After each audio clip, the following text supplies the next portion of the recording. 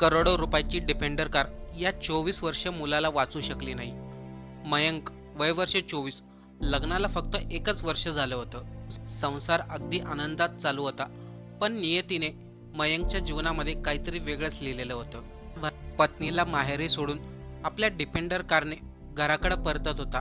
रात्रीचा वेळ होता. मयंक गाडीमध्ये एकटाच होता. हायवेवरती रस्ता पूर्णपणे मोकळा होता. गाडीचा स्पीड वाढत होता, पण मयंकची एक चूक आणि सर्वच संपलं.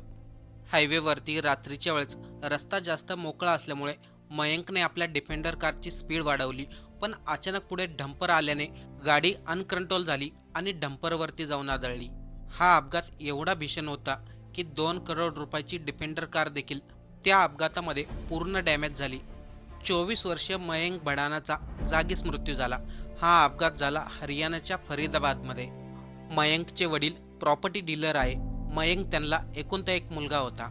या अपघातावर अनेक लोकांनी प्रतिक्रिया दिली. 2 करोड रुपयाची डिफेंडर कार देखील मयंकचा जीव वाचू शकली नाही.